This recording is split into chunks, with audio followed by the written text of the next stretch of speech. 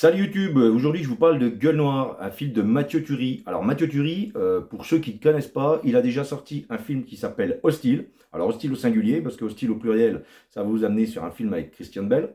Donc il nous parlait, c'était une histoire un peu post-apo. Et puis il nous a sorti un peu plus récemment un autre film qui est Méandre. Donc c'était une personne qui se faisait, enfin qui se réveillait à un moment donné, elle savait pas trop où elle était. Donc on supposait qu'elle s'était fait enlever. Et puis il fallait qu'elle parcourt tout un circuit, on va dire ça comme ça, pour essayer de s'échapper de cet endroit. Et ils ont jonché le piège. Donc voilà, c'était un petit peu spécial.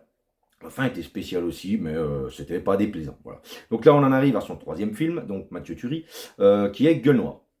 Gueule Noire, ça va nous parler donc d'un film sur les mines dans les années, dans l'année 1956. Donc le film débute avec un acteur que je ne connaissais pas, mais qui s'appelle Amir El Kassem, plutôt pas désagréable comme acteur. Et donc c'est au Maroc, et donc il se rend à la ville la plus proche pour trouver du boulot, parce qu'il sait qu'il y a des Français qui viennent pour recruter du monde pour aller travailler dans les mines dans le nord de la France. Donc il est recruté et hop, il monte donc dans le nord de la France. Pour le moment, on ne le voit plus. Donc ensuite, on va faire la connaissance d'un autre personnage qui est joué par Jean-Hugues Anglade, qui est un scientifique, et il vient donc solliciter le directeur de la mine, joué lui par Philippe Torreton. Alors Philippe Torreton qui fait une petite apparition dans ce film, 5-10 minutes à tout péter, parce que voilà, je ne vais pas dire que c'est un caméo, mais c'est voilà, vraiment on ne le voit pas beaucoup, mais voilà, il a le mérite d'être dans le film. Et donc Jean-Luc Anglade, qui est un scientifique, lui demande de creuser à plus de 1000 mètres de profondeur pour pouvoir aller faire des prélèvements. Alors des prélèvements de quoi on ne sait pas à ce moment-là du film, mais on suppose que ça va craindre puisque c'est un film d'horreur. Donc voilà. Ensuite, donc le directeur lui dit qu'il va lui falloir une semaine pour atteindre cette profondeur. Et du coup, nous, ça nous laisse le temps de faire la connaissance de Samuel Le Bihan et du reste de l'équipe. Samuel Le Bihan qui est donc le chef des mineurs. Et puis les autres, c'est des autres gars. Des mecs qu'on a déjà vus dans différents films. Si vous voulez, je peux vous donner des noms. Thomas Solavires, Bruno Sanchez. Bruno Sanchez, oui, c'était, alors je sais plus si c'était Catherine et Liliane, en tout cas c'était le brun, enfin la brune dans Catherine et Liliane, qui est plutôt connu. Thomas Solavires, c'est celui qui a joué Spirou dernièrement. Et puis il y a Marc Rizzo, si vous voulez, c'est un mec qu'on voit dans pas mal de films ces derniers temps. Mais vous avez pu le voir plus récemment dans alors je sais plus le titre, comment ça s'appelle en français. En tout cas, c'est le remake américain de la série américaine de The This Is Us. Voilà.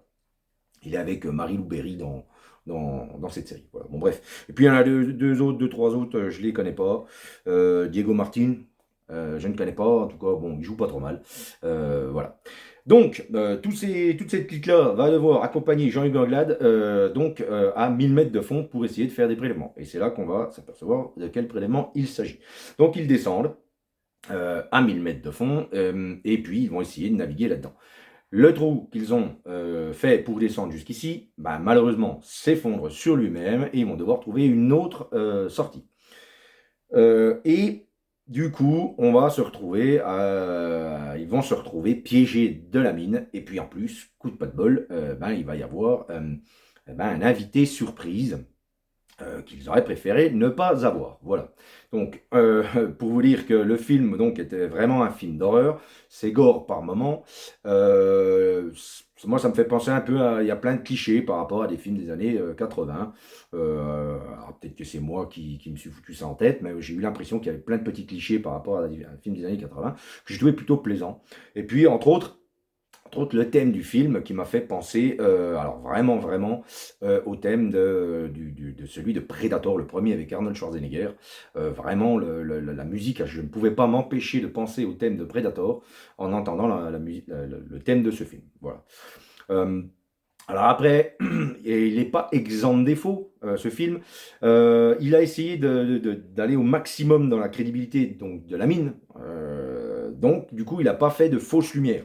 Ce qui fait qu'on ne voit l'action qu'à travers les frontales des personnages. Et par moments, c'est un peu illisible. C'est un peu particulier. Il y a aussi le fait que l'invité surprise fout les jetons, mais faut pas qu'il bouge. Voilà. Quand il bouge, j'ai trouvé que ça le faisait pas. Voilà, il y a des défauts, je sais pas. Ou alors soit c'est mal fichu, soit si vraiment il voulait lui donner cette façon de se déplacer, c'est un peu particulier. Du coup, moi, voilà, quand il bougeait, j'aimais moins. Voilà, voilà. Mais impressionnant et vraiment flippant. On peut aussi supposer qu'il pourrait y avoir des suites, puisqu'il nous parle de différentes choses par rapport au monde entier, patati patata. Donc du coup, si quelqu'un un jour veut se risquer à faire une suite à Ce Gueule Noire, même à une autre époque, par exemple, ça pourrait être un petit peu le même délire que vous savez que pour Prey, qui avait un peu redoré le blason de la série Predator, mais donc du côté d'une tribu indienne. Là, pareil, on nous parle de choses, d'invités surprises, un petit peu, si vous voulez, disséminés un petit peu aux quatre coins du monde. Et du coup, ça pourrait donner éventuellement des suites, même si ça n'aurait aucun intérêt, mais les suites ont-elles un intérêt? Ça pourrait être un bon sujet pour un prochain live. Bref, en tout cas, si vous voulez, ce film, je ne l'ai pas détesté, je ne l'ai pas adoré non plus, il est plutôt sympa. Il est un cran au-dessus, je trouve, des deux premiers qu'il avait fait.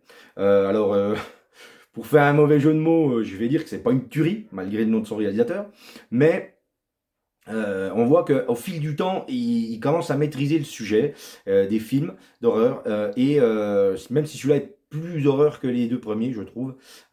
Par contre, il y a un truc qui est récurrent, qui revient donc dans ces trois films qu'il a fait là. Je ne sais pas si par la suite il continuera d'aller sur cette lancée, mais c'est la question de la claustrophobie et du manque d'espace.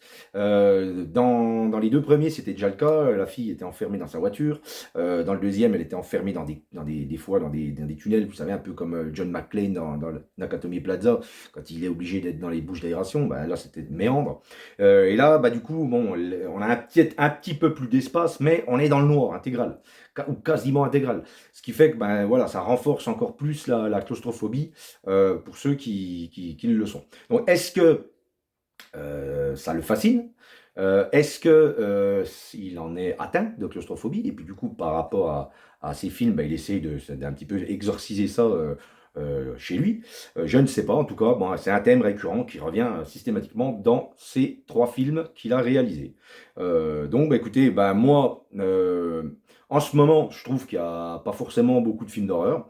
Là, il va avoir un créneau de 15 jours parce qu'il va y avoir le film Thanksgiving qui va sortir le 29, je crois. Donc, il va avoir un créneau de 15 jours. Parce que même si à l'heure où j'enregistre, moi, il est déjà sorti depuis une semaine.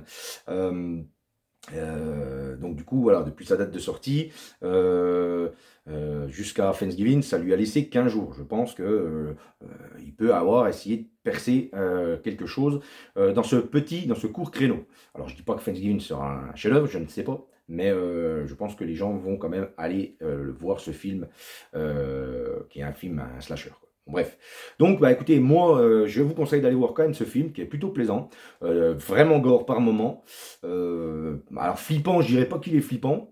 Mais il y a un petit peu quelque chose de malsain dans ce film. Voilà, les acteurs jouent bien, la musique est plutôt classe.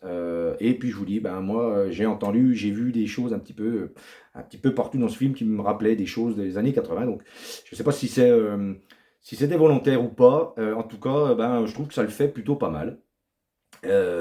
Donc, écoutez, voilà, je vous conseille quand même d'aller voir ce film si vous êtes friand de ce genre de film, à savoir les films d'horreur. Voilà. Écoutez, moi, je vous dis à une prochaine vidéo. Si ça vous a plu, likez là. Et puis, la cloche aussi, hein, abonnez-vous, ça fait toujours plaisir. Allez, à bientôt. Salut!